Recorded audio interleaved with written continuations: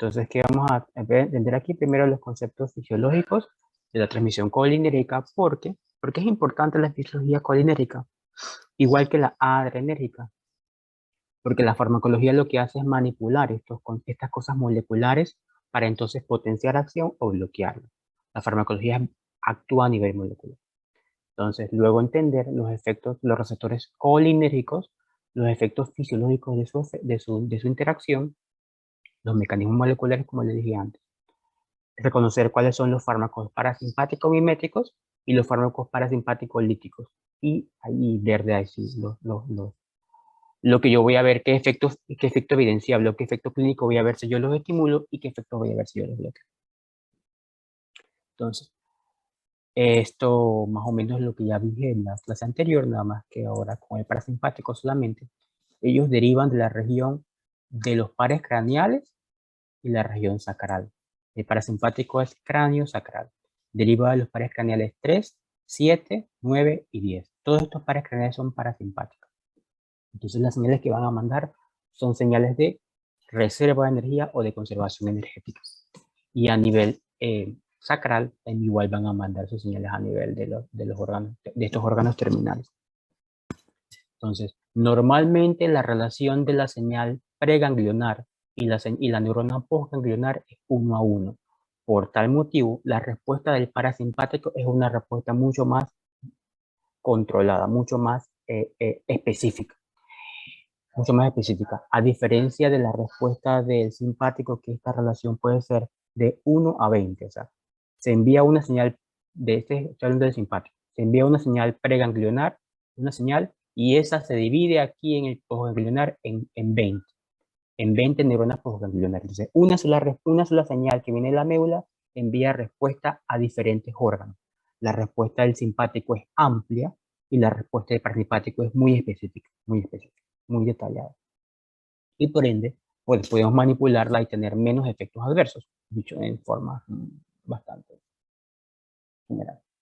Entonces, ¿cuáles son los efectos que vamos a ver? Los más comunes son, parasimpáticos son, se contrae la pupila, se estimula la salivación, se contraen los bronquios, disminuye el ritmo cardíaco, estimula el peristaltismo y la secreción gástrica y la intestinal también, estimula la vesícula biliar, aquí también provoca contracción de la vejiga y también produce relajación del útero y relajación del recto. Entonces, si yo quiero hacer agonismo, si yo quiero provocar estas acciones, pues yo usaría un agonista, y si yo quiero bloquearlo, si quiero conseguir el efecto contrario, yo usaría entonces un antagonista. ¿Me van siguiendo? ¿Voy lento? Sí, profe. Entonces, vamos a ver ahora cómo se da la transmisión colinérgica. La transmisión colinérgica se llama así colinérgica porque el neurotransmisor es la acetilcolina. El transmisor es acetilcolina. Pues aquí se me olvidó decir, no sé si viene después. Sí, viene después. Entonces, la transmisor es acetilcolina, de la transmisión colinérgica, de la señal parasimpática, es acetilcolina. Entonces, ¿cómo se sintetiza esta acetilcolina? Esto de aquí es la neurona presináptica, de aquí arriba, la neurona presináptica, y este de acá abajo puede ser la neurona postsináptica o el órgano efector. Esto de acá abajo puede ser el órgano efector o la neurona postsináptica, y esto de acá arriba es la neurona presináptica. Entonces, yo necesito sintetizar acetilcolina. ¿Y cómo se hace? Pues aquí está la colina que es un producto de degradación, viene y debe entrar a la neurona presináptica. Y va a entrar por transporte activo secundario sin porte, o sea, ayudado por el sodio, a través de su transportador de colina. Esto que se llama CHT1 es el transportador de colina tipo 1. Transportador de colina tipo 1 va a introducir la colina que se encuentra en el espacio extracelular dentro de la neurona presináptica por transporte activo secundario con el sodio. Por transporte activo secundario con el sodio. ¿Me van siguiendo? No, profe, repita de nuevo. Para sintetizar colina, yo necesito que la colina para sintetizar acetilcolina, yo necesito que la colina entre en la neurona presináptica. Y para ella poder entrar a la neurona presináptica, lo va a hacer usando el transportador de colina o CHT1, el transportador de colina tipo 1. Y para poder entrar usando el transportador de colina tipo 1, necesita ser impulsado por el sodio. O sea que hace transporte activo secundario sin porte, impulsado con el sodio. ¿Mejor? Este paso es el paso limitante de la síntesis de acetilcolina. ¿Cuál es el paso limitante de la síntesis de acetilcolina? La entrada de la colina dentro de la neurona presináptica. ¿Quién la introduce? Introduce el transportador de colina. Para que este funcione, necesita la energía que va a generar la entrada de sodio. Lo hace por transporte activo secundario sin porte con el sodio. Bien. Una vez dentro, la colina va a reaccionar con la coenzima A. La coenzima A es un producto de degradación del ciclo de Krebs. Está en la mitocondria que está produciendo energía, está produciendo ATP, y uno de sus productos de degradación es la coenzima A. Entonces, esta coenzima A va a reaccionar con la colina y transformarse en acetilcolina. Esta reacción de colina y coenzima A está mediado por esta enzima o está catalizado por esta enzima que se llama colina acetiltransferasa. Colina acetiltransferasa es la enzima que cataliza la unión de la colina con la coenzima A. ¿Vamos bien? ¿Vamos bien, jóvenes? Profe, o sea, se une la coenzima A y con la colina. ¿Cómo se llama? Correcto. Con la colina. Se une para crear la acetilcolina. Correcto. ¿Qué Y es enzima? por medio por la colina acetiltransferasa. Correcto. Esa es la enzima que favorece la acción catalítica de la unión de la colina con la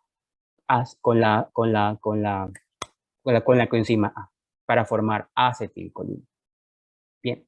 Entonces, una vez sintetizada la acetilcolina, ella también tiene que ser incorporada, tiene que ser guardada dentro del compartimento vesicular. Va a ser guardado dentro de un compartimento vesicular a través de su transportador vesicular, VACHT, transportador vesicular de acetilcolina. El transportador vesicular de acetilcolina va a introducir la acetilcolina recién sintetizada en el citoplasma de la neurona presináptica y la va a introducir dentro de la vesícula. ¿Por qué hace eso? Lo va a introducir usando, ya les dije, el transportador vesicular de acetilcolina, pero porque en esta vesícula existe un gradiente de concentración alto de hidrogeniones. Ese gradiente de concentración alto de hidrogeniones está provocado por esta bomba de ATPasa vesicular, o la bomba de magnesio ATPasa. Está provocando este gradiente de concentración alto de hidrogeniones. Entonces, este gradiente de concentración alto de hidrogeniones es el que provoca que funcione el transportador vesicular de acetilcolina. ¿Vamos bien? Bien. Una vez dentro, ya está almacenada. Ya hicimos la parte de síntesis y la parte de almacenamiento. Ahora, para ser liberado, se requiere una depolarización de la neurona. La neurona tiene que ser depolarizada, recordando que la depolarización es cuando se produce una apertura del canal de sodio y el canal de sodio va a transmitir su señal. Una vez que se produzca esa llegada del potencial a esta neurona, pues se va a abrir el canal de calcio voltaje dependiente. el canal de calcio, voltaje dependiente, se va a abrir y va a entrar calcio a la neurona. Y al entrar calcio a la neurona, esa es la señal para que se empiece a movilizar la vesícula cargada con acetilcolina y se une entonces a la membrana basal y produzca entonces exocitosis de la acetilcolina. Esta vesícula tiene unas proteínas que se llaman sinaptobrevina, sinaptotacmina, y esto se va a unir, estas proteínas se va a unir entonces a la SNAP25. Y es lo que va entonces a permitir entonces el acoplamiento y la liberación de su contenido, que es la acetilcolina, a la hendidura sináptica. Esto que está aquí es la hendidura sináptica. ¿Me van siguiendo? Espere, profe. ¿Sale la acetilcolina y se une qué? No. La acetilcolina, ya nada más he dicho que ella se está liberando, se ha liberado. Sale y se libera a la hendidura sináptica. Hasta ahí he llegado. No he dicho más nada. Ah, ok. ¿Hasta ahí vamos bien? Bien. Entonces, una vez liberada la acetilcolina a la hendidura sináptica, ella va a interactuar con sus receptores. ¿Cuáles son los receptores de acetilcolina? Pues aquí pueden ser receptores muscarínicos o receptores nicotínicos. La acetilcolina puede interactuar con dos tipos de receptores, los muscarínicos y los nicotínicos. Vamos a ver cada uno de ellos. Muscarínicos, nicotínicos. Además de interactuar con ellos, en la membrana postsináptica o en el órgano efector existe esta enzima que se llama acetilcolinesterasa. La acetilcolinesterasa lo que hace es degradar a la acetilcolina, la metaboliza, la degrada y va entonces a transformarlo entonces en colina y acetato. La acetilcolinesterasa es la enzima que termina la transmisión colinérgica. ¿Cómo se termina la transmisión colinérgica? Por acción de la acetilcolinesterasa. ¿Vamos bien, jóvenes?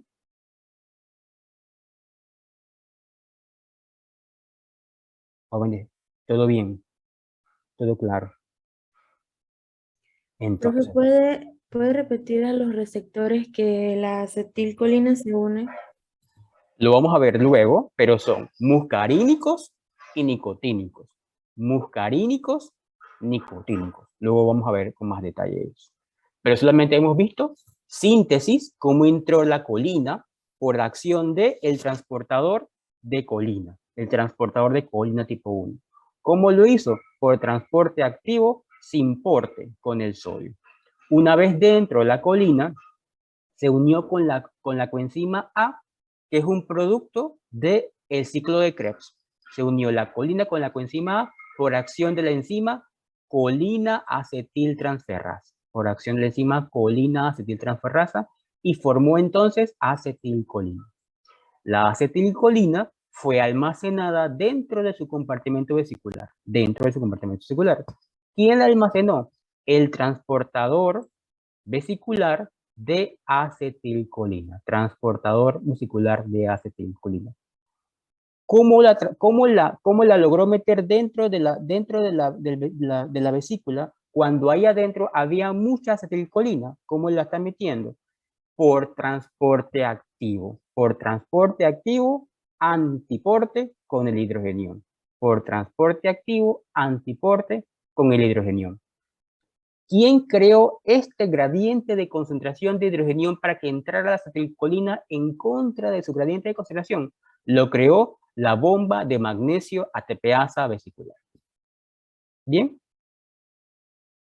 Les pregunto yo a ustedes, ¿la acetilcolina entra a la vesícula a favor de su gradiente de concentración o en contra?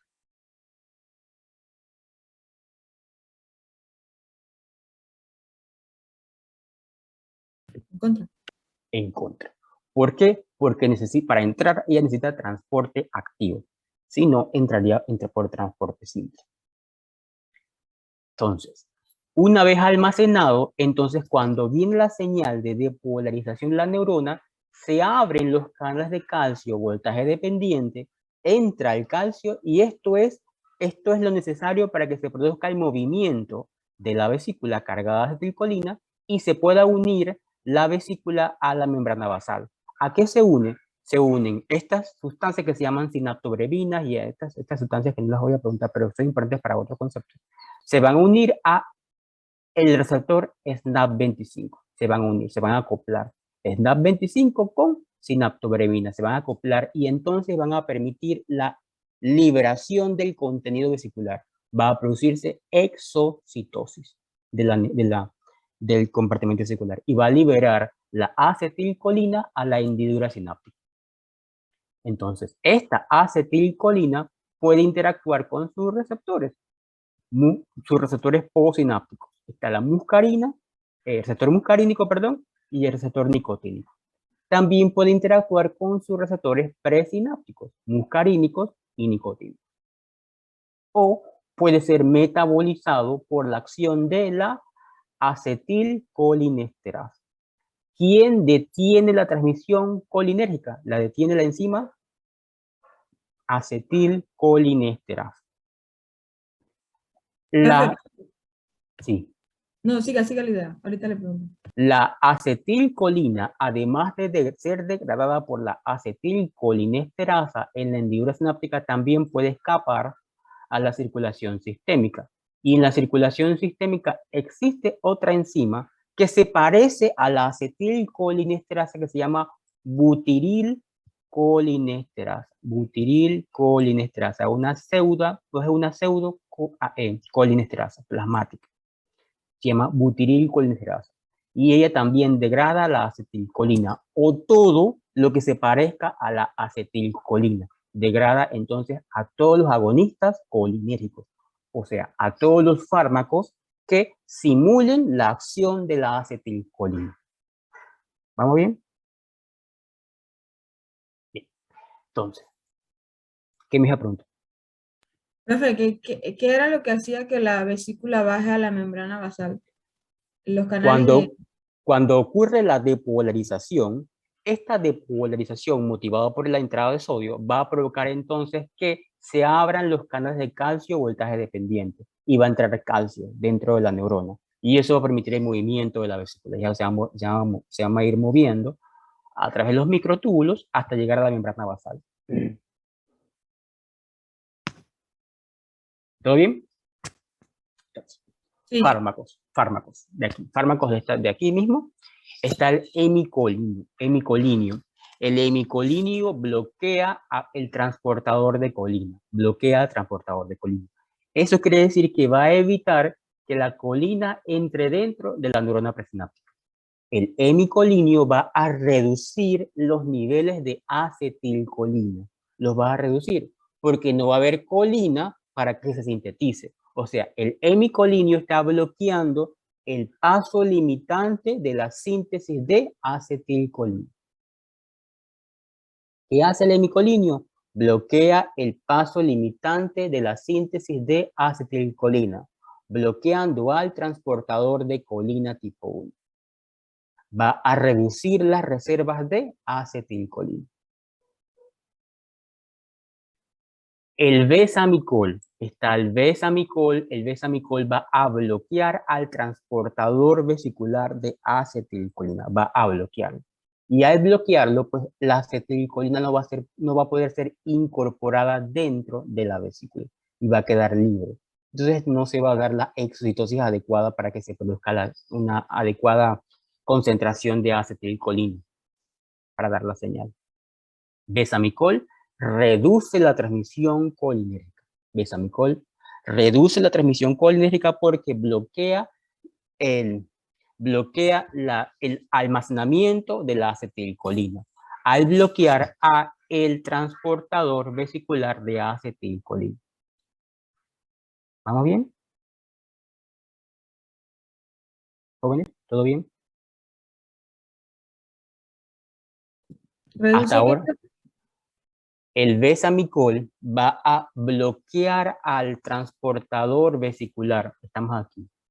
Besamicol.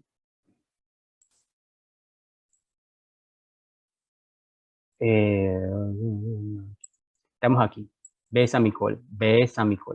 El besamicol va a bloquear al transportador vesicular de acetilcolina. Y al bloquearlo, la acetilcolina no va a poder ser incorporada dentro de las vesículas.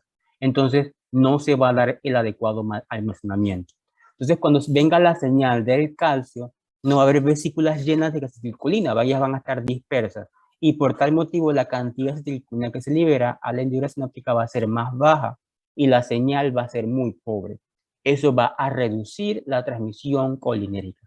Besamicol reduce la transmisión colínica por este mecanismo. ¿Listo? Ahora está la toxina botulínica. Eso es muy de moda últimamente.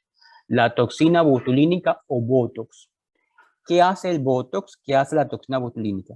Lo que va a hacer es evitar la interacción del SNAP25 con la sinaptobrebina, con las proteínas que hacen el acoplamiento de la vesícula para que se dé la exocitosis de acetilcolina. Y si se bloquea, pues si se bloquea, simplemente, a pesar de que llegue la señal, a pesar de que haya suficiente acetilcolina, esta acetilcolina no va a poder ser liberada a la hendidura sináptica porque no va a poder hacer exocitosis. ¿Sí? Y al no poder haber exocitosis, pues simplemente el músculo no se va a contraer, el músculo va a estar relajado. Y por eso ven que la cara no tiene expresión, porque la cara está, el músculo no se contrae, porque simplemente no hay forma de que ocurra esta interacción. Esto no es eterno, esto tiene un tiempo de vida. Y una vez que se pasa el efecto de la toxina botulínica, pues simplemente va a poder haber la interacción de las sinaptobrevinas con el SNAP25. Y va a poder entonces la liberación de acetilcolina. ¿Listo, joven? ¿Vamos bien? La toxina botulínica no solamente es usada para dermatología. La toxina botulínica es usada para cualquier especialidad que quiera evitar que un músculo esté contraído. Si yo quiero evitar que el esfínter esofágico se contraiga, nosotros inyectamos toxina botulínica y a través del mecanismo que ya les dije, que va a hacer la toxina botulínica, va a evitar la interacción del SNAP25 con la sinaptobrebina y de esa forma va a evitar que la vesícula cargada de acetilcolina haga exocitosis. Y la acetilcolina no va a poder interactuar con su receptor. Luego vamos a entender por qué si la acetilcolina está liberada, cómo se da esa interacción y cuál es la interacción. Eso lo vemos después, pero lo que quiero explicarles por ahora es eso, que no se va a poder liberar la acetilcolina y no va a poder ver la interacción de la acetilcolina con su receptor, en este caso nicotínico, para que se dé la contracción muscular. No va a haber contracción muscular. Vamos bien, jóvenes. ¿Todo claro hasta ahí? ¿Jóvenes? ¿Preguntas? Profe, entonces la toxina botulínica evita la liberación de la acetilcolina para que entonces no deja que interactúe con los receptores. Como no se libera acetilcolina, esta no puede interactuar con su receptor. Bueno, entonces, aquí están los inhibidores de la acetilcolinesterasa. Inhibidores de acetilcolinesterasa. Si yo inhibo a la acetilcolinesterasa, que es la enzima que degrada a la acetilcolina, yo voy a tener una mayor concentración de acetilcolina, porque no va a haber nadie que la detenga. No hay nadie que la metabolice. Y por tal motivo yo estoy aumentando la concentración de acetilcolina y estoy aumentando su vida media, porque simplemente yo no la estoy metabolizando, porque estoy inhibiendo a la enzima, ¿verdad? Se llaman inhibidores de acetilcolinesterasa. Todo lo que inhiba a la acetilcolinesterasa va a evitar que se degrade la acetilcolina, va a aumentar la concentración de acetilcolina y va a aumentar la vida media de la misma. ¿Vamos bien, jóvenes, hasta ahí? Daniel, cuéntame. ¿No estás convencido? ¿No estás bien? No, profe, estoy repasando estoy diciendo desde el inicio, pues. Ok, listo. Entonces, Esto es la transmisión colinérgica, comparado con la transmisión, me imagino que simpática y la transmisión somática. La transmisión somática no tiene neuronas preganglionares, es directa. De la médula espinal llega directamente al órgano efector. Aquí está un receptor nicotínico. Es uno de los tipos de receptores que vamos a ver ahora. Receptor nicotínico. Los receptores nicotínicos pueden ser dos. Nicotínicos neurales y nicotínicos musculares o de la placa neuromuscular. Dos. Nicotínicos neurales o NN o nicotínicos de la placa neuromuscular o NM. Esos son los dos tipos de receptores nicotínicos que existen. Entonces, este es un músculo esquelético. En el músculo esquelético hay receptor nicotínico de la placa neuromuscular o NM. Se viene la acetilcolina, se libera en la neurona presináptica, llega a la hendidura sináptica e interactúa con los receptores que se encuentran en el músculo esquelético, que son NM o receptores nicotínicos de la placa neuromuscular. ¿Y qué acción van a dar? La acción de contracción muscular. El músculo se va a contraer.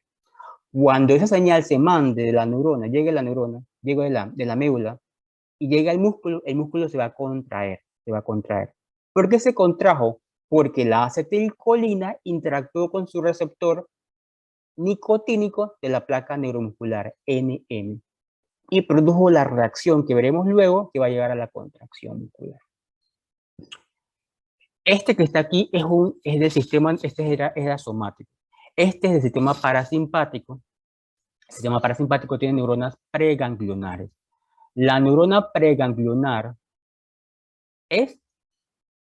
transmisión es colinérgica.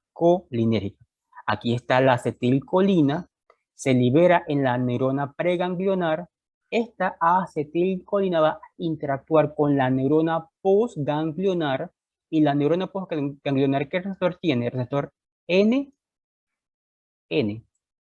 nicotínico neural, porque seguimos en nivel central, nicotínico neural. Y eso va a activar a la neurona y va a mandar su señal postganglionar que también va a ser colinérgica.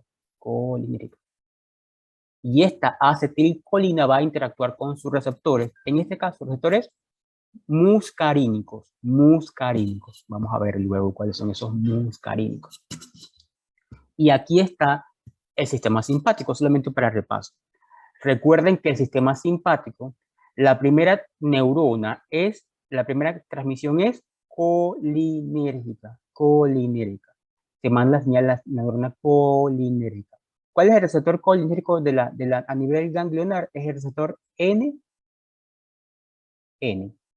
nicotínico neural. Ese es su receptor. Y una vez aquí, entonces viene la transmisión postganglionar, que son adrenérgicos. Aquí viene la liberación de norepinefrina, que va a interactuar con sus receptores, ya sea alfa o beta, ¿cierto? Eso lo vimos, ¿no? Eso quedó claro. Entonces vemos aquí que a nivel del sistema parasimpático viene una neurona preganglionar y luego sale una neurona postganglionar. La señal es fina. Yo mando una señal directa al corazón, la señal es específica para ese órgano. En cambio, yo veo aquí la transmisión simpática. Llega una neurona preganglionar que es colinérgica y luego las neuronas adrenérgicas son varias. Aquí hay tres. Son tres neuronas. O sea, de una misma señal nacieron tres. A veces nacen hasta 20. La respuesta del simpático es amplia, inespecífica. Puede ser muchas respuestas. Por tal motivo, se encuentra uno con mayor cantidad de efectos adversos cuando uno estimula el simpático, porque lo que quiere el simpático es una respuesta de lucha, de huida, de escapar, de defensa. El parasimpático lo que quiere es retener energía, detener, conservar. ¿Sí? ¿Vamos bien hasta ahí? ¿Todo está claro hasta ahí? Estamos mezclando lo que hemos aprendido hasta ahora con lo anterior, con lo que vamos siguiendo. O sea, eso es lo que estamos haciendo. Paso a paso. Ya les dije antes que receptores colinérgicos existen, nicotínicos y muscarínicos. Nicotínicos y muscarínicos. Bueno, esto es lo mismo que ya dije, pero...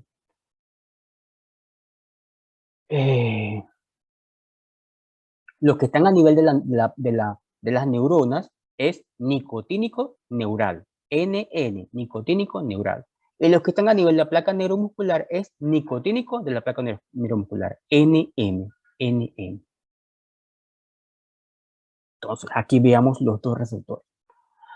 Los receptores muscarínicos son receptores acoplados a proteína G, o sea, son similares a los receptores adrenérgicos que están acoplados a proteína G. Eso se llama receptores metabotrópicos o receptores acoplados a proteína G, ¿cierto? ¿Vamos bien? Esos receptores muscarínicos pueden ser 5, M1, M2, M3, M4, M5. Cada uno de ellos está acoplado a una proteína G diferente. M1 está acoplado a proteína GQ, con la respuesta que ya hemos dicho a miles de veces hasta la saciedad. ¿Qué se estimula? ¿Qué se produce? ¿Cuál es el segundo mensajero? Todo.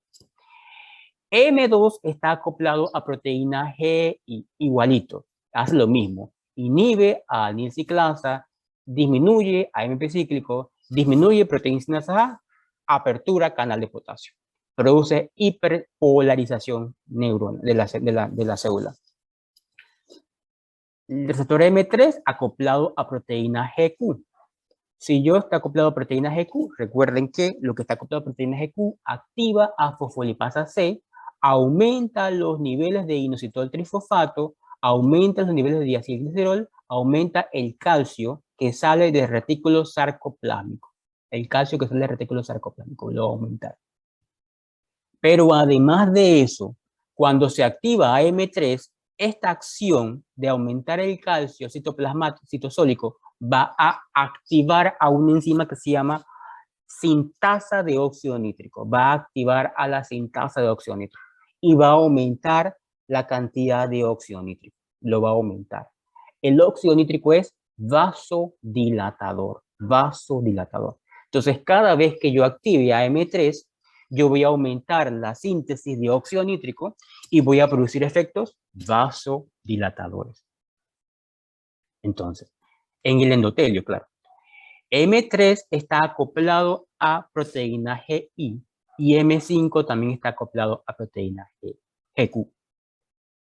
Los receptores muscarínicos que más vamos a ver son M1, M2 y M3. Son los que más vamos a ver, porque están ellos localizados en órganos periféricos con mucha más frecuencia. M4 y M5 están localizados normalmente a nivel central. No los vamos a ver mucho, solamente que debemos recordar que como están localizados a nivel central, pues si yo los bloqueo, yo voy a ver efectos a nivel central, yo los voy a ver. ¿Y cuáles son esos efectos que voy a ver? Confusión, alucinaciones, pérdida del estado, o sea, yo voy a perderme, o sea, esos efectos los voy a ver, efectos a nivel central.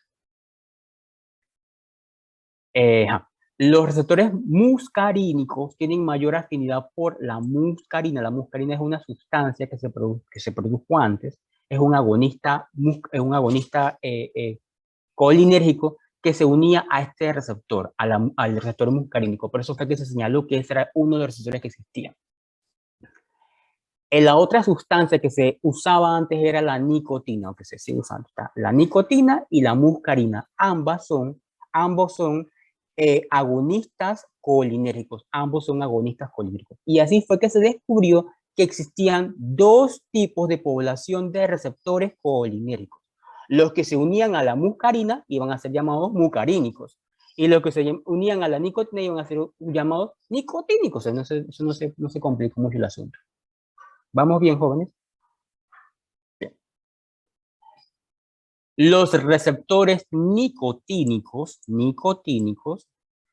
ellos son receptores de canal iónico, Cuando la acetilcolina o cualquier agonista de la acetilcolina se une al receptor, va a permitir la apertura del canal y va a producir entonces una acción. Ellos son ionotrópicos, receptores ionotrópicos, que van a activar la acción de iones, movimiento de iones. Entonces, los receptores NM están en el músculo esquelético y los receptores NN están en el tejido neural. Cuando ellos se abran, cuando ellos se activen, van a permitir el movimiento de estos iones, sodio, potasio y calcio. Sodio, potasio y calcio, cuando se activen. Vamos a ver ahora con más detalle. Entonces, esta es la misma lámina que habíamos visto antes, pero ahora incorporando a los receptores muscarínicos. Está el M1 está anclado a proteína GQ, igual que M3 y M5. Entonces yo me sé que los muscarínicos impares M1, M3 y M5 están acoplados a proteína C, a proteína GQ. Se me lo sé de memoria. Impares M1, M3 y M5 están anclados a proteína GQ. Y los pares M2 y M4 están anclados a proteína GI. Yo debo que recordar qué acción, eso yo me lo tengo que saber de memoria, y eso lo he hecho antes, qué acción voy a hacer si estimulo a cada uno de sus receptores. Pero así, yo me lo acuerdo de memoria. M1, M3, M4, M1, M3, M5, GQ. M2, M4, GI. Entonces, aquí está la tabla de nuevo, pero ahora estamos viendo los efectos parasimpáticos, lo que estamos de este lado de acá. La misma tabla que me dijeron que me tengo que aprender de memoria es la misma, pero ahora con los efectos parasimpáticos. Yo debo saber en qué órgano estoy localizado y qué población de receptor existe. Por ejemplo, en el ojo, la población de receptores que existe es M3, mayoritariamente M3. Si yo los estimulo, yo debo recordar que los M3 están acoplados a proteína G. ¿Cuál? GQ. Si yo tengo algo acoplado a proteína GQ, yo voy a activar ¿a qué enzima? ¿Cuál? Fosfolipasa C. Fosfolipasa C. Y si yo activo a la fosfolipasa C, ¿cuál es el segundo mensajero que se va a aumentar? Y no. El IP3. Inositol trifosfato. Y el inositol trifosfato va a unirse ¿a quién? ¿A quién se va a unir aquí? A un receptor. ¿A qué receptor? Que se encuentra en el retículo. En el retículo. El retículo endoplasmático. Muy bien. Y cuando se une a ese receptor va a permitir la apertura del canal de Calcio. canal de calcio. Y el calcio va a salir o entrar. Salir o entrar.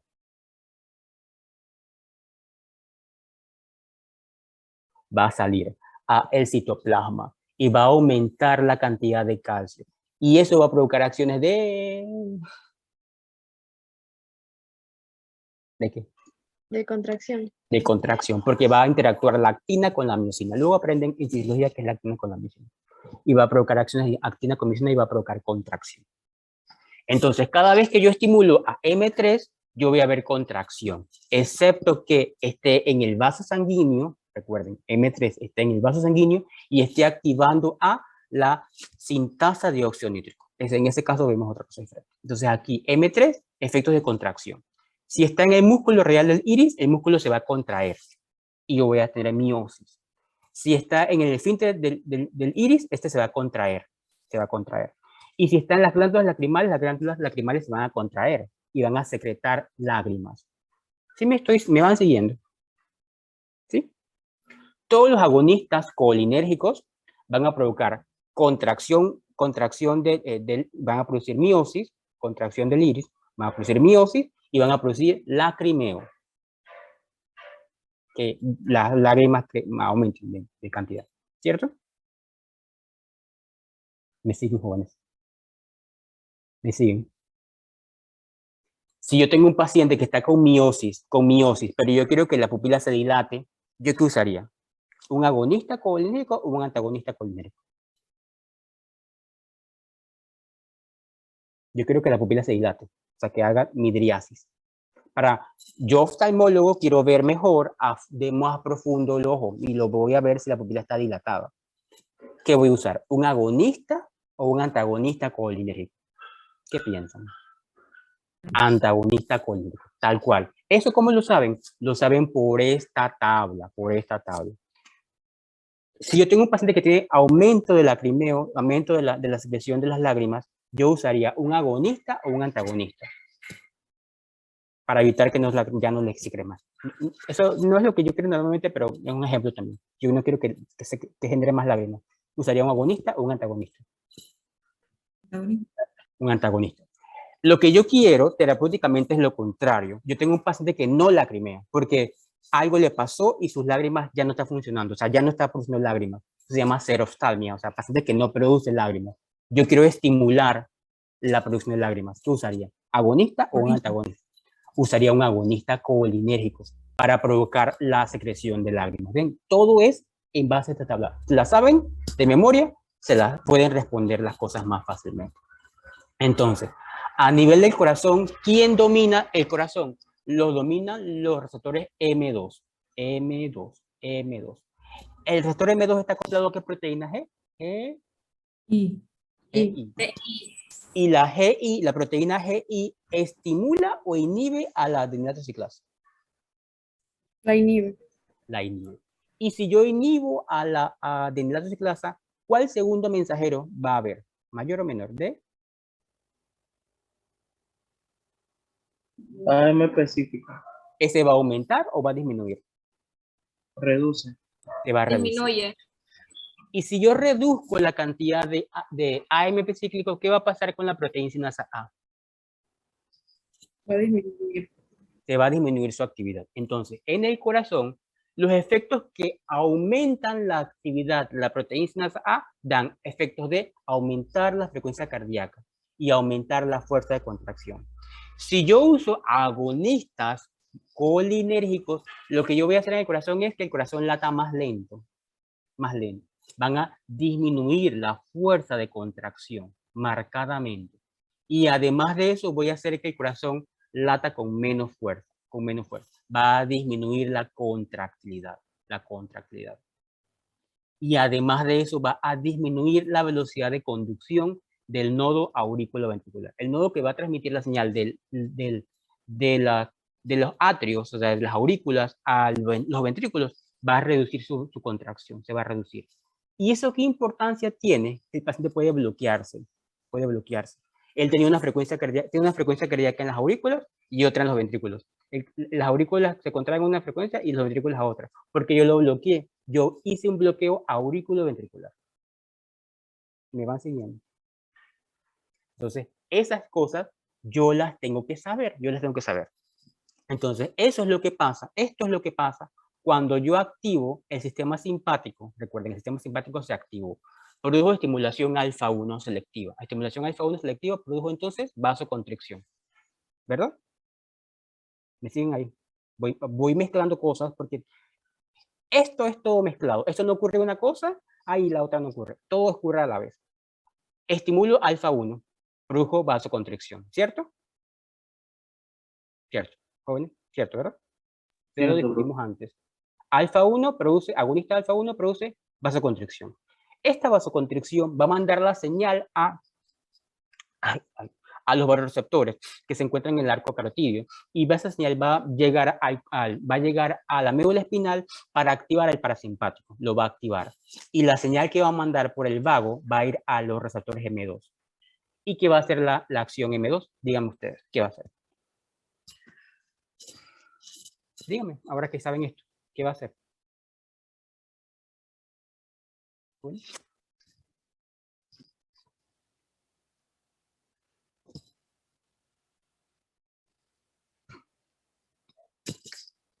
Me voy a acostar porque yo pensé que ya estaban, que me iban siguiendo, pero me voy a Disminuir. disminuir qué cosa. Si yo estoy mandando, si el adrenérgico está respondiendo y está mandando la señal alfa 1, la señal alfa 1 está produciendo vasoconstricción. Eso está reconociendo los vasoreceptores que la presión aumentó. Va a mandar una señal por el nervio vago. Esa señal por el nervio vago, recuerden que el nervio vago es un nervio parasimpático. Va a estimular al corazón y lo va a estimular a través de estos receptores. Receptores M2. ¿Qué acción voy a ver si yo estimulo a los receptores M2?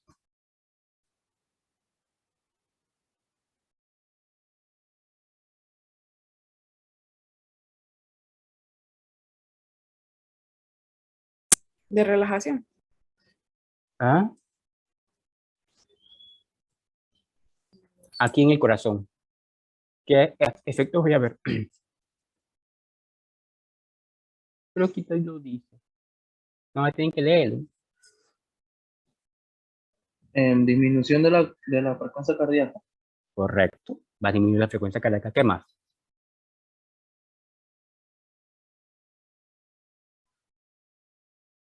¿Qué más? Contractibilidad. Disminución. Va a disminuir la contractilidad. ¿Qué más?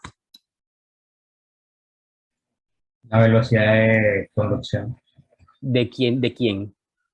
del módulo auriculoventricular. Excelente. Entonces, eso es el efecto que yo voy a ver. ¿Qué efectos voy a ver entonces? Bradicardia. El corazón va a latir más lento, más lento, más lento. Y esta respuesta es tan intensa que puede ser una bradicardia marcada. Bradicardia. Una disminución de la contractilidad, pero no va a ser tal porque disminuir la frecuencia cardíaca pues va a compensar. Eso va a autocompensarse y va a aumentar el volumen sanguíneo. Así que no se va a ver esta disminución de contractilidad. Pero sí se va a ver la disminución del nodo auriculoventricular. Y de repente ustedes van a ver en el EKG, también en el EKG y le ponen el medicamento. Y de repente ven en el EKG que el EKG cambia de forma y se vuelve una locura. Se vuelve una locura porque el paciente se bloqueó. Tal el nodo, la aurícula por un lado y el ventrículo por su propio lado. Se bloqueó. Se bloqueó porque ustedes usaron un agonista colinérgico. Por esta razón. Esta es la razón. Sí, jóvenes. Entonces seguimos.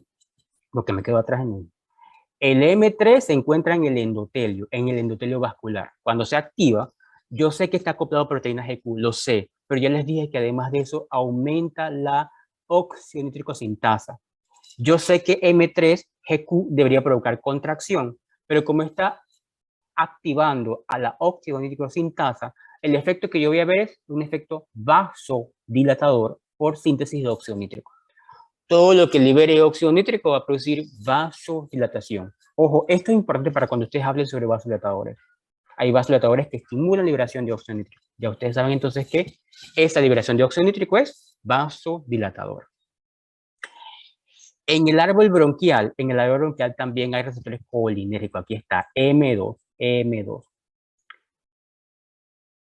Luego aprenden que este efecto colinérgico es el que domina el tono del árbol bronquial. Lo domina el tono del árbol bronquial. La densidad de receptores M2 es más baja que los de beta 2. Hay mayor cantidad de beta 2 en el árbol bronquial que M2, pero M2 domina. Cuando M2 se estimula, ese es el efecto que voy a ver, a pesar de que haya muchos beta 2. ¿Qué me estoy explicando? O sea, va a haber menor cantidad de receptores, pero esa es la acción que va a dominar. Entonces, si el paciente fuma, el fumar produce una liberación de estimulación colinérgica. Y esa estimulación colinérgica va a estimular a los receptores M2. Y los receptores M2 están acoplados a proteína G. Y el estar acoplado a proteína G va a haber efectos de contracción. Se va a contraer. El músculo liso bronquial se va a contraer, Y el paciente va a hacer así. Aparte de eso, va a aumentar la secreción bronquial. Y el paciente va a estar así, secretando, tiene una gran cantidad de secreciones. Y ustedes escuchan las secreciones, las escuchan.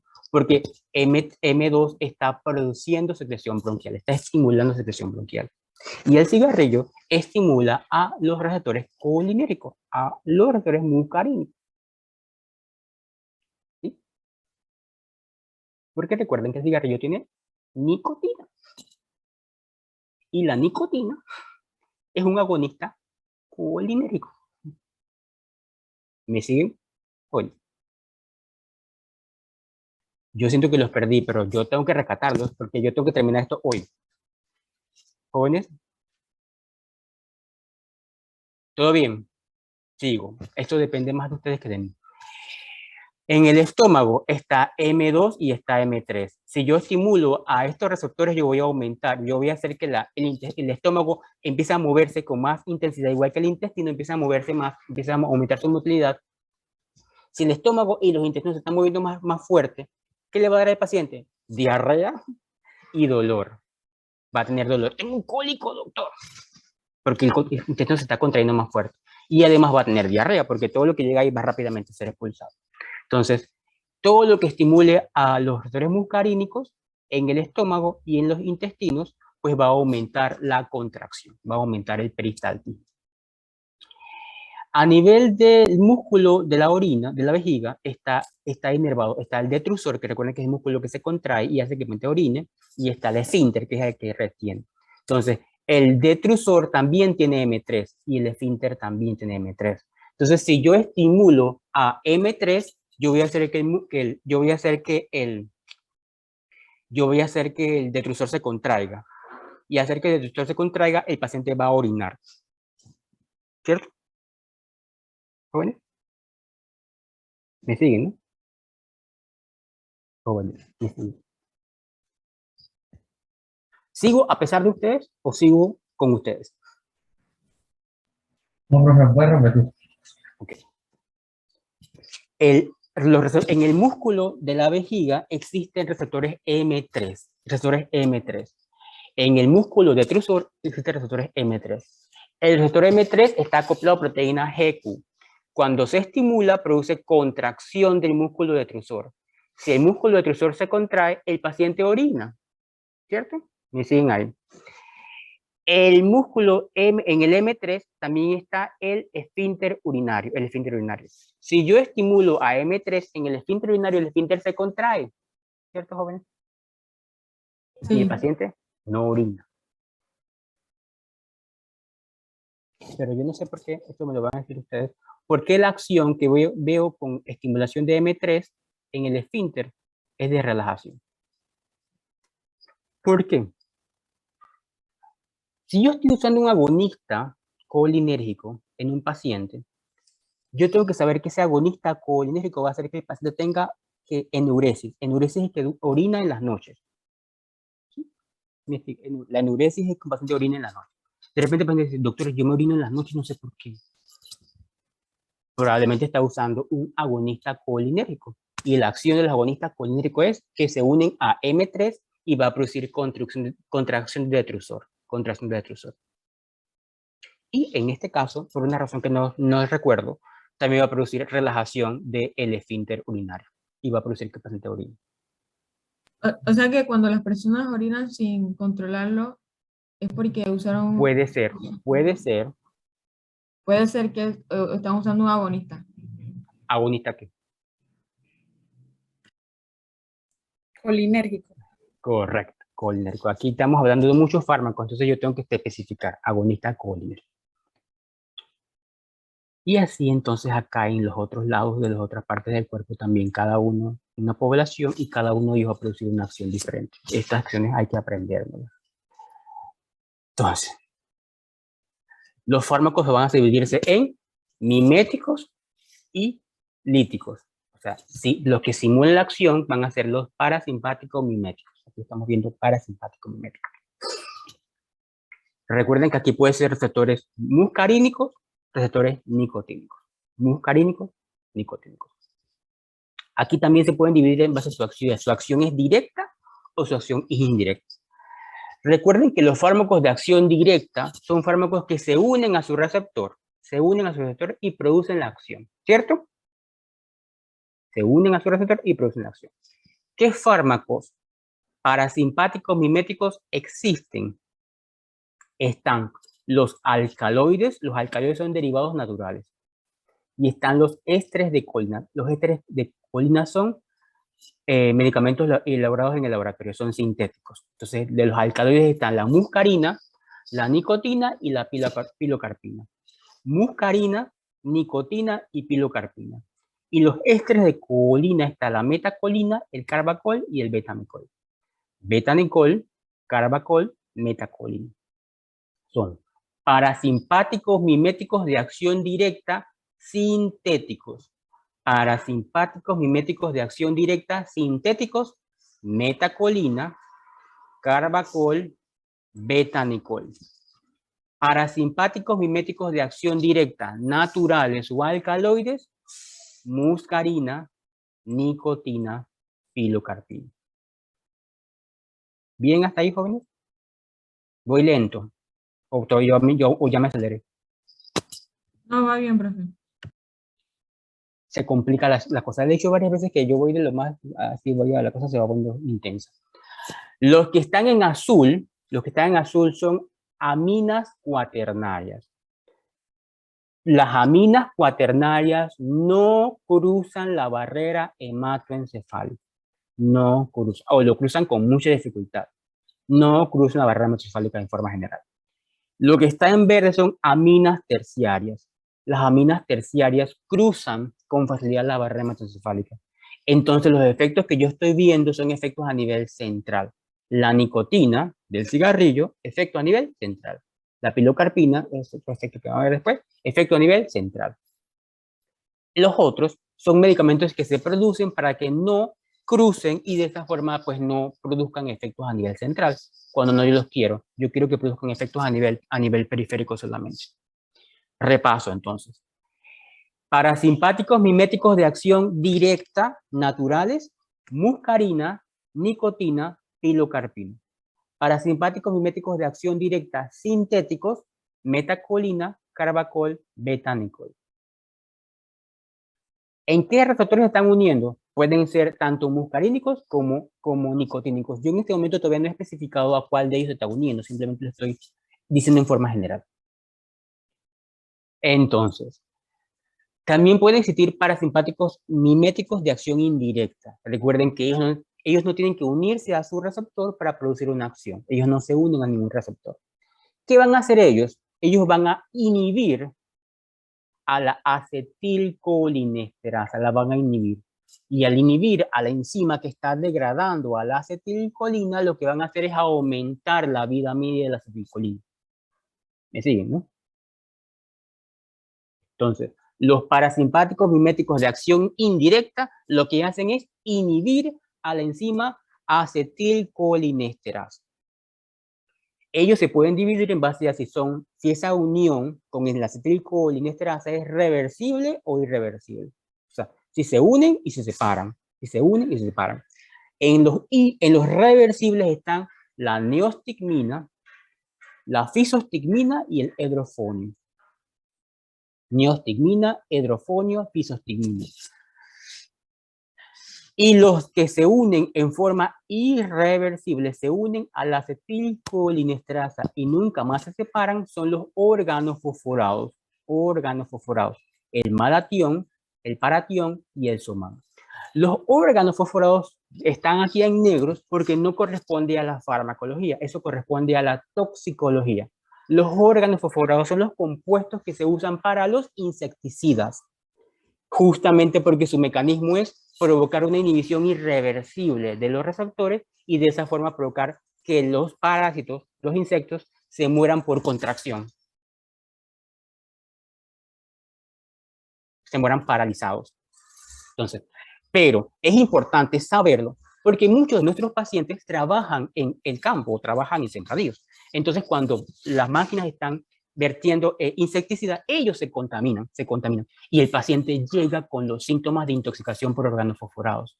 Y ustedes deben saber qué es un organofosforado y cómo rayos hago para resolver lo que el paciente tiene.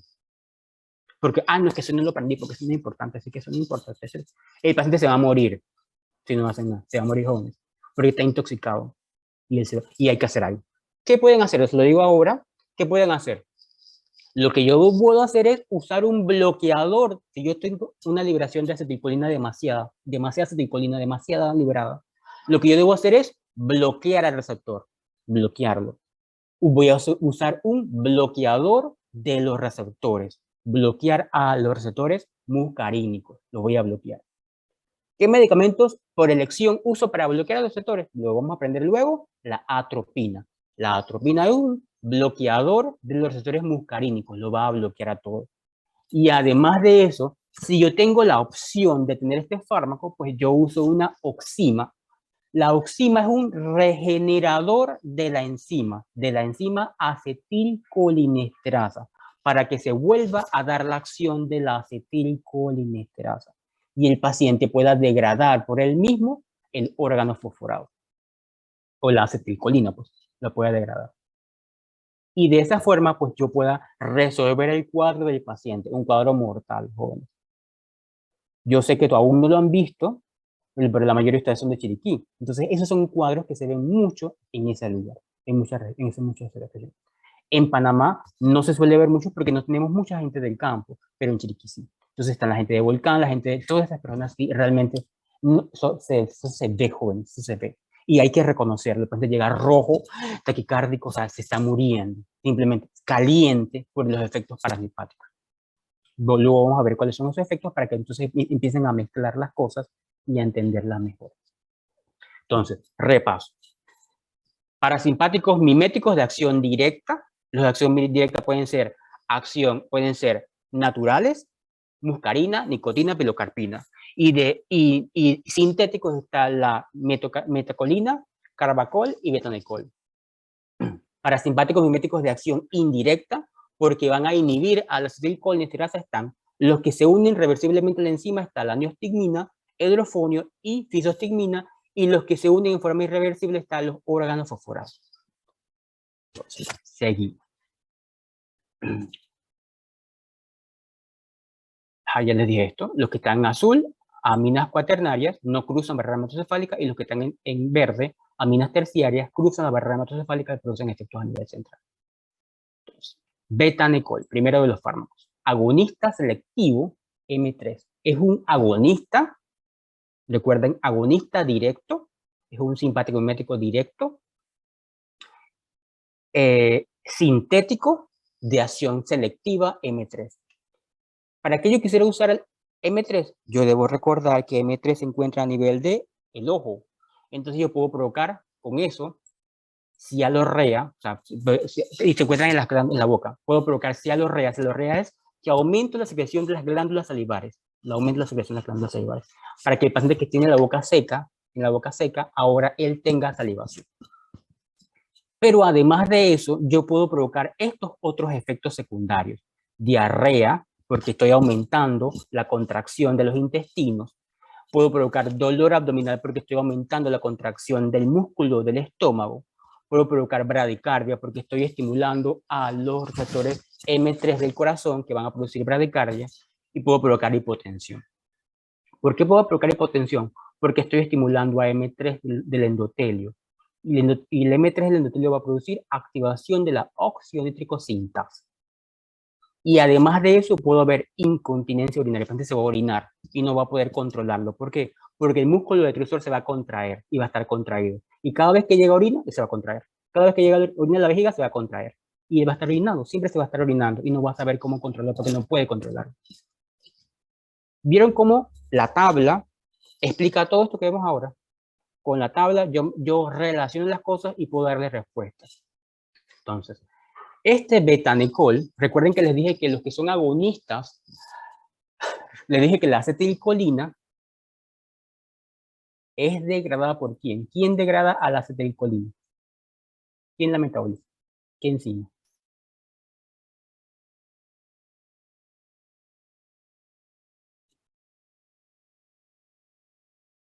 Tengo los así viendo, esperando respuesta. ¿Quién degrada a la enzima, a la acetilcolina? Es una enzima.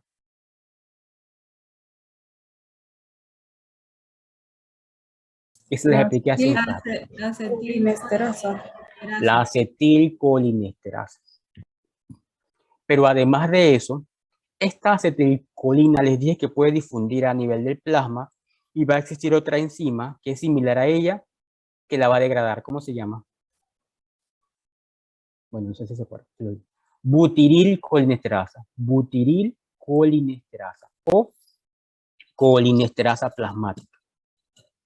Entonces, todos los agonistas sintéticos, todos los agonistas naturales, o sea, que yo doy al paciente, son metabolizados o deben ser metabolizados por la colinesterasa plasmática. Existen algunos que se diseñan de esa forma para que no puedan ser metabolizados por esta colinesterasa para que tu vida media sea más larga. El betanecol es uno de ellos. No es hidrolizado por la colinesterasa. Por tal motivo, tiene una vida media larga. Pues yo le dije que es un compuesto polar, amonio cuaternario, que no cruza la barrera hematocefálica. ¿Para qué se usa el betanecol? Se usa para pacientes que tienen retención urinaria, pacientes que están trancados porque su vejiga está dilatada. Y está dilatada porque tiene una enfermedad. Entonces yo quiero que la vejiga se contraiga y yo uso un fármaco para contraer la vejiga. O en pacientes que tienen atonía gastrointestinal. Ese estómago no se contrae, esos intestinos no se contraen. Entonces yo quiero estimular que el intestino y el estómago se contraiga para producir el efecto. ¿Qué hora es? Que yo ahora mismo no tengo ni reloj, ni computadora, ni... ¿Puedes? 10:10. Ok, perfecto. Me avisan porque si no voy a llegar tarde a mi trabajo y me van a votar. A las Entonces, 11. sí, por favor. Ok. La pilocarpina. Le dije que la pilocarpina era una amina, ¿qué? ¿Cuaternaria o terciaria? Cuaternario. Terciario. Y como es terciaria, entonces ella cruza o no cruza la barrera hematocefálica. Sí, cruza. Cruza. Entonces yo voy a ver con ellas efectos a nivel central. ¿Para qué usamos la pilocarpina? La pilocarpina es un agonista selectivo M3. Y las usamos para el glaucoma, para mejorar cuando el esfínter se contrae, él mejora que el humor acuoso salga mejor y simplemente va a reducir la presión del ojo. Para aliviar la fotofobia y también para la xerostalmia, que es simplemente que el ojo no produzca lágrimas. Entonces lo que quiere es que el paciente produzca lágrimas. Esas son las indicaciones de la pilocarpina. Pero puede producir estos efectos. Cialorrea, porque puede estimular a los receptores M3 a nivel de la glándula de la boca y va a producir cialorrea. Va a estimular a M3 a nivel de los bronquios, va a producir broncoespasmo y va a estimular a M3 a nivel del corazón, va a producir bradicardia. Aquí yo no tengo los efectos a nivel central, pero sí va a producir efectos a nivel central. No los recuerdo, pero sí va a producir efectos a nivel central. Esto que estamos viendo aquí es lo que se conoce como boca seca. Este paciente tiene boca seca por la radiación. Recibió radiación, tenía un cáncer de la boca, de la lengua, recibió radiación y ahora las glándulas no están funcionando bien. Entonces, en estos casos, yo podría usar la pilocarpina para estimular la acción de las glándulas salivares para que aumente la secreción.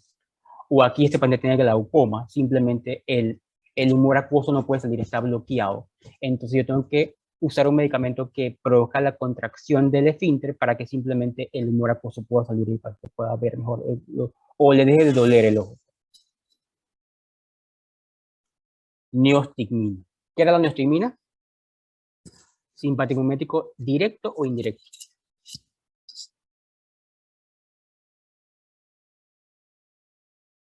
¿Jóvenes? ¿Directo o indirecto? Indirecto. Un simpático mimético indirecto. Indirecto. ¿Por qué? ¿Y por qué era indirecto? ¿Qué hacía? ¿Cuál era su efecto? Su mecanismo. Inhibe la enzima acetilcolina superasa. Inhibe a la enzima acetilcolinesterasa. La inhibe. ¿De forma reversible o de forma irreversible? Reversible. De forma reversible. O sea, se une a ella y su acción tiene un tiempo de acción, luego se va a separar. ¿Es una amina cuaternaria o una amina terciaria? Cuaternario. ¿Cruza o no cruza la barrera hematocefálica? Ah, no cruza. No cruza. Bien. Entonces, si yo tengo un paciente, la neostigmina se usa para la reversión del bloqueo neuromuscular o en pacientes que tengan miastemia gravis. ¿Saben qué es la miastemia gravis? Son pacientes que en su placa neuromuscular, la acetilcolina, el receptor nicotínico de la placa neuromuscular, la densidad de él ha bajado por una enfermedad autoinmune, ha bajado por una enfermedad autoinmune. Entonces, la acción del agonista sobre los receptores es muy pobre, entonces el músculo no se contrae o se contrae con dificultad. El paciente no puede caminar o tiene pobre fuerza muscular, Entonces yo quiero aumentar esta transmisión de la placa neuromuscular. ¿Y cómo podría aumentarla? Pues lo podría hacer si yo inhibo a la acetilcolinesterasa, pues ya no va a haber degradación de la acetilcolina. Y por tal motivo va a aumentar la densidad de acetilcolina para que pueda entonces unirse, en este caso, a su receptor nicotínico. Y pueda darse la contracción muscular. Se puede dar la contracción muscular. Entonces el paciente va a aumentar su fuerza de contracción. Pero su uso principal es para mi trabajo, que es la relajación del bloqueo neuromuscular. Tengo un paciente que está bloqueado, yo usé un medicamento para que el paciente no pueda respirar, no se pueda mover durante la cirugía, porque la cirugía así lo necesita, que no se mueva, que el músculo no se contraiga. Entonces ahora la cirugía terminó y yo necesito que ese músculo regrese a su trabajo normal. Y para que regrese yo necesito bloquear a la acetilcolinesterasa para que aumente la cantidad de acetilcolina disponible, para que esta acetilcolina disponible pueda desplazar al fármaco que yo coloqué, que es un relajante neuromuscular, o sea, un antagonista de los receptores nicotínicos de la placa neuromuscular, y pueda hacer antagonismo, y pueda competir. Recuerden que en una competencia va a ganar el que haya mayor cantidad. Y lo que yo quiero es que aumente la cantidad de acetilcolina para que de esa forma el efecto que se dé es la contracción. El paciente vuelva a tener su actividad contráctil, que su diafragma se contraiga, que su músculo intercostal se contraigan. O sea, eso es lo que yo quiero conseguir, que es la contracción muscular. Entonces, pero yo también debo recordar que como estoy aumentando la cantidad de acetilcolina, además de estimular el receptor NM, que es el que quiero estimular, yo también voy a estimular a los receptores muscarínicos. Y me voy a encontrar con los efectos adversos. ¿Cuáles son los efectos adversos? Cialorrea, bradicardia, estimulación M3, broncoconstricción, estimulación M3 a nivel del bronquio, vómitos, diarrea, cólicos, dolor abdominal. Todo eso lo voy a ver porque estoy estimulando a M3 en todos estos lugares. Entonces yo tengo que saber qué efectos me voy a encontrar. ¿Sí? ¿Vamos bien, jóvenes, hasta ahora? Entonces, terminamos con los simpático-miméticos. Esto es bastante. Simpático-miméticos. Los que faltan, yo los vamos a ver en otros capítulos, pero ya ustedes tienen que saber a qué grupo pertenecen y cuál es su mecanismo de acción. Yo no voy a explicar con tanto detalle porque eso es lo que quiero que ustedes se aprendan, para que luego cuando ya lo veamos en esas clases que nos corresponden, pues para ustedes sea más fácil porque ya lo comprenden, ya lo recuerdan. Los parasimpático-líticos. Los parasimpático-líticos, o sea, los bloqueadores de los receptores parasimpáticos se dividen en dos grupos. Los que bloquean a los receptores muscarínicos y los que bloquean a los receptores nicotínicos. Los antimuscarínicos, o sea, los fármacos que bloquean a los receptores muscarínicos pueden dividirse en dos grupos, naturales y sintéticos. ¿Cuáles son los naturales? Está la atropina y está la escopolamina. La escopolamina es un compuesto que nosotros usamos para la diarrea, para el paciente que tiene diarrea, o que tiene náuseas, que tiene vómitos. Usamos la escopolamina porque lo que yo quiero hacer es bloquear a M3. Recordando que la acción M3, de agonismo M3, produce contracción del estómago, contracción del intestino. Entonces lo que yo quiero hacer es bloquearlo para que el paciente no tenga diarrea o no tenga cólicos. Si tengo cólico intestinal, yo quiero bloquear ese efecto para que el paciente no tenga cólicos, bloquear los efectos del dolor. Pero este compuesto, la escopolamina, se ha ido en una prostitución, es la palabra que yo podría usar, y se usa como una droga ilícita, en un compuesto que se llama, ay caramba, se me fue el nombre, se llama brebaje o se llama brundanga. El nombre más común que se conoce es como brundanga. O sea, es una sustancia que se usa en las fiestas, en las discotecas, para usarla en las bebidas. Entonces, este medicamento es una es un alcaloide natural, o sea, él cruza la barrera hematoencefálica, por tal motivo produce efectos a nivel central, que son somnolencia, confusión, sedación. Entonces, se usa para eso, para que el paciente esté drogado y simplemente el paciente se cede, o sea, esté inconsciente y se le pueda robar o se le pueda hacer otras cosas. Entonces, se ha ido en desuso porque se ha visto que se ha usado para estos fines ilícitos. Y por eso simplemente se ha ido regularizando mucho el uso de la escopolamina. Ya casi no se usa. Lo que se usa más es la atropina. La atropina bloquea a todos los receptores muscarínicos M1 hasta M5, pero también cruza la barrera hematoencefálica. Pero los efectos de ellos son diferentes. O sea, tienen efectos tan desagradables que no se suelen usar como una droga ilícita. Tiene efectos de provocar taquicardia, va a producir muchos efectos justamente muy desagradables. Entonces, los sintéticos, recuerden que los sintéticos son fármacos elaborados en el laboratorio. Está la omatropina, que de repente es un derivado semisintético de la escopolamina, la omatropina, el hipatropio, el tiotropio, el oxitropio y el glicopirrolato. Son antimuscarínicos semisintéticos o sintéticos. Todos ellos son aminas cuaternarias. O sea que ninguno de ellos cruza la barrera hematoencefálica. Y de esa forma, pues no voy a ver los efectos desagradables que veo con los otros. ¿Vamos bien, jóvenes? Antimuscarínicos de acción natural, antimuscarínicos naturales, ¿cuáles son? Antropina. No, antropina no. Atropina. Antropina. Atropina. Atropina. Atropina. Y la otra es Escopolamina. Escopolamina. escopolamina. Son antimuscarínicos naturales.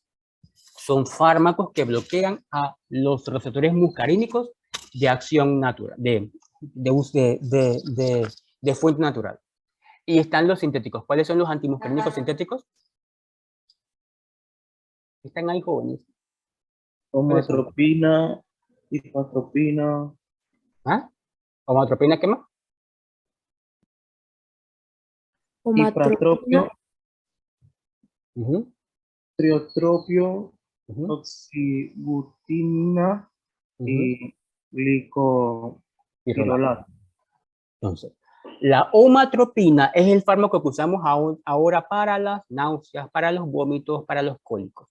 Cuando llega un paciente a cualquier lugar que tiene cólicos intestinales o tiene diarrea, entonces ustedes van a ver que usan omatropina o bromuro de omatropina, justamente para bloquear estos efectos. Es un medicamento anticólico, va a bloquear los efectos del cólico. La contracción de la musculatura lisa de las vísceras, del estómago, del intestino, del uréter, entonces va a bloquearlo. Entonces, para tener dolor uretral porque tiene una piedra, pues usamos omatropina para bloquear este efecto. Cólico por contracción intestinal intensa, usamos omatropina para bloquear este efecto. Yes.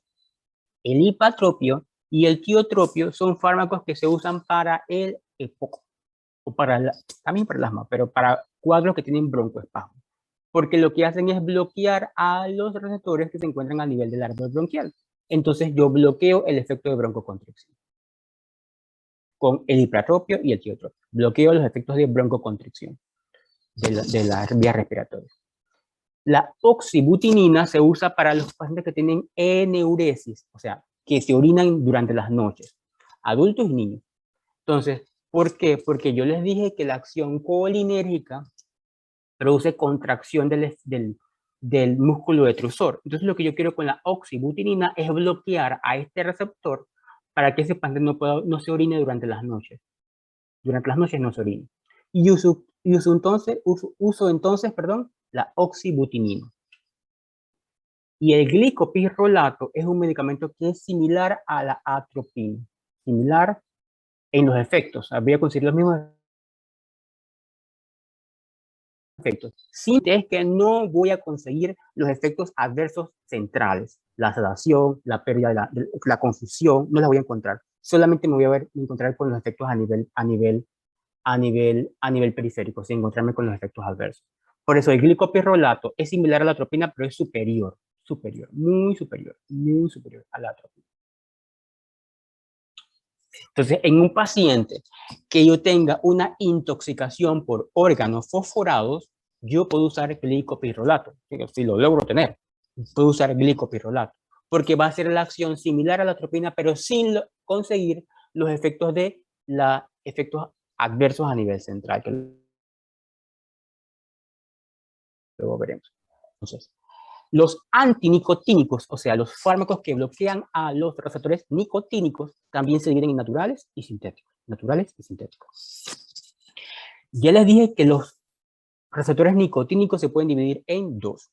Nicotínicos de la placa neuromuscular, NM, y nicotínicos neurales, NM. Entonces, si yo sé eso, pues yo ahora voy en relación a esta cosa. Están los nicotínicos, antinicotínicos naturales, está el curare. ¿Ustedes saben qué es el curare?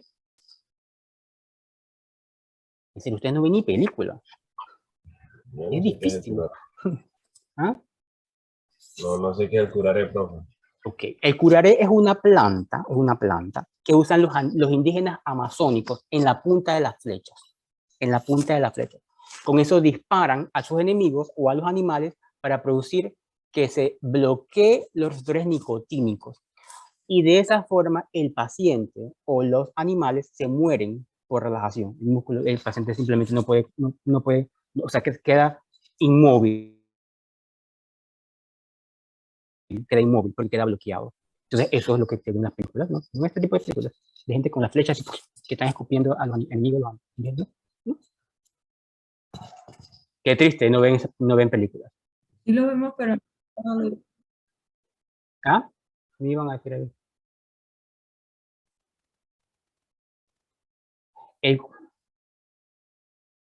Me voy a sentir mal. Me voy a sentir muy mal, muy mal. Y si estamos hablando de bloqueadores de receptores, me voy a sentir triste.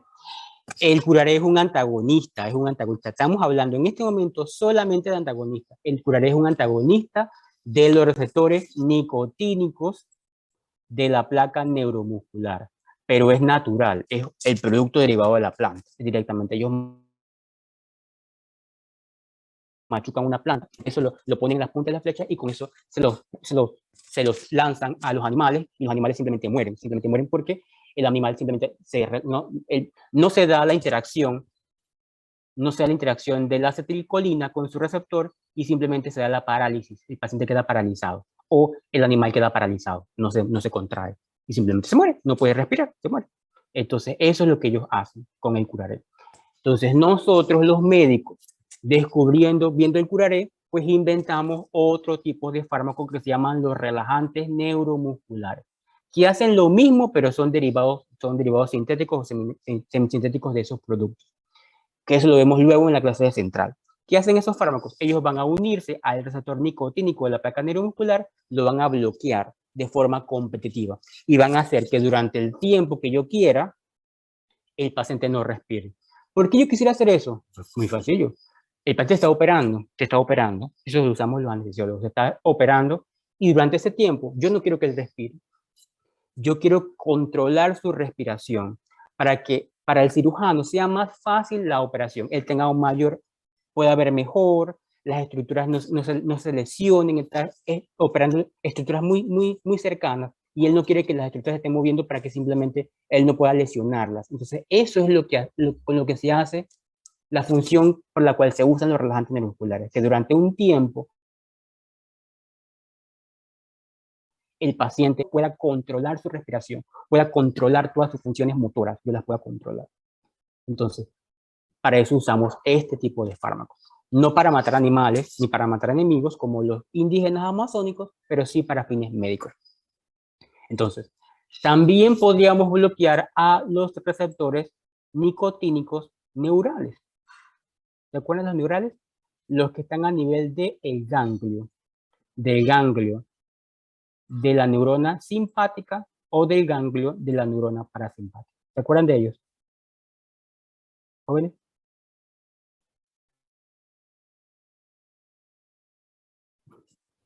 Yo tengo su atención y las pierdo. ¿Se acuerdan de los receptores NN?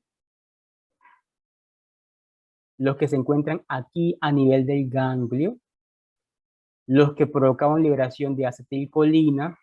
Esta acetilcolina se unía a su receptor NN y continuaba la estimulación de la neurona postganglionar. ¿Se acuerdan de eso que lo dije? Bueno, yo puedo bloquear la acción de este receptor, lo bloqueo. Y al bloquearlo yo puedo detener la transmisión, simpática o parasimpática. Y aquí vemos entonces este tipo de medicamentos. Están los antagonistas de los receptores NN, como el hexametonio y la mecamilamina. También existen otros que se usan también para, como les dije antes, cuando yo tengo una contracción muscular. Yo no quiero relajar el músculo. Lo que yo quiero es reducir la transmisión adrenérgica o la transmisión colinérgica para que ese músculo esté menos contraído, menos duro. Y de esa forma pues se relaje y ahora yo pueda simplemente movilizarme o que no me duela. Esos son bloqueadores ganglionares. Yo estoy bloqueando al ganglio usando antagonistas de los receptores neurales, digo nicotínicos de la placa neural. Voy a avanzar porque yo, si no me apuro, los pierdo. O se duermen o algo. Caen en paro. La atropina. La atropina, como les dije antes, antagonista, competitivo, selectivo de los receptores muscarínicos. Natural. Antagonista, competitivo, selectivo de receptores muscarínicos. Natural. La atropina la puedo dar por la vía oral, intravenosa, intramuscular, intraósea, por todas las vías. O sea, este medicamento se ha usado por todo, para todo, porque simplemente es útil para muchas cosas. Entonces, las vías de administración son bastante amplias. Como les dije, él cruza la barrera hematocefálica por ser una amina terciaria y cruza la barrera placentaria. Su vida media es de 2 a 3 horas. Buena distribución por el tracto gastrointestinal y buena absorción y buena distribución. ¿Para qué lo usamos? Una de las razones más importantes para la que lo usamos es a nivel cardiovascular.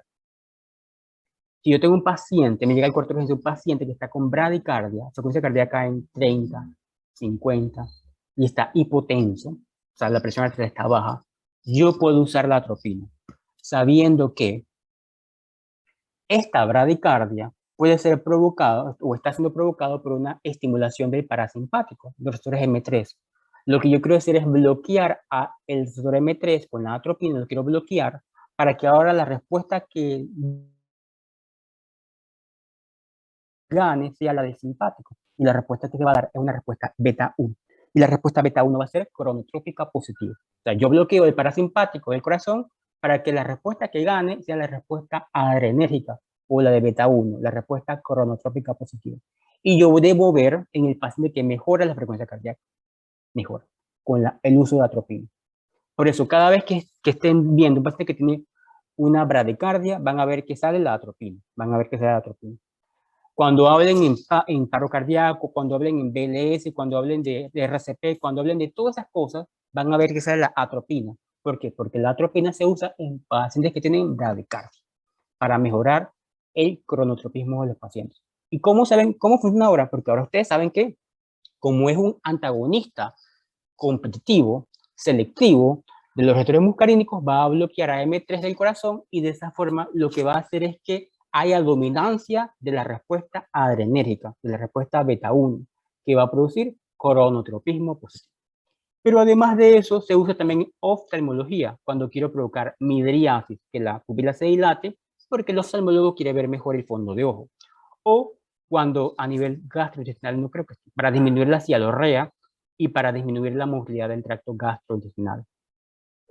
A nivel urinario, para incontinencia urinaria también. Pero la siguiente indicación más importante es esta: el envenenamiento de los órganos fosforados, por la que usamos la atropina, para bloquear a los receptores muscarínicos y de esa forma pues simplemente el paciente disminuye sus síntomas, disminuye su sintomatología y de esa forma pues yo pueda dar más tiempo de hacer otras acciones. Entonces, efectos adversos: boca seca, midriasis, retención urinaria, taquicardia, estreñimiento, alucinaciones, confusión. ¿Por qué estas?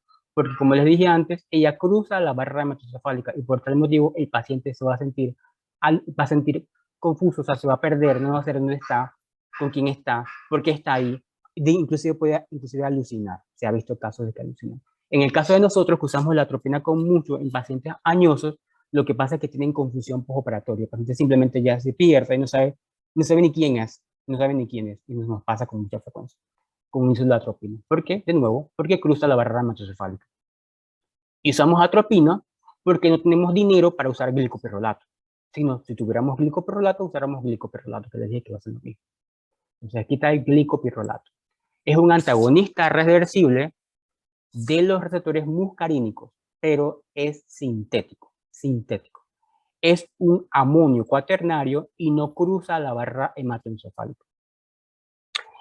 Se usa para el broncoespasmo, para las úlceras pépticas, para bloquear los efectos muscarínicos de los anticolinesterásicos, incluyendo los órganos fosforados. ¿Cuáles son los efectos adversos? Igual que los de la atropina: arritmia, constipación, boca seca, retención urinaria, urticaria, hipertermia, pero lo único que no se va a ver es efectos a nivel central, porque como él no puede cruzar la barrera hematocefálica, pues no va a poder producir efectos a nivel central. O sea, es evidentemente más beneficioso que la atropina, pero asimismo más caro. Y esto es lo último. Listo, fin, hemos terminado.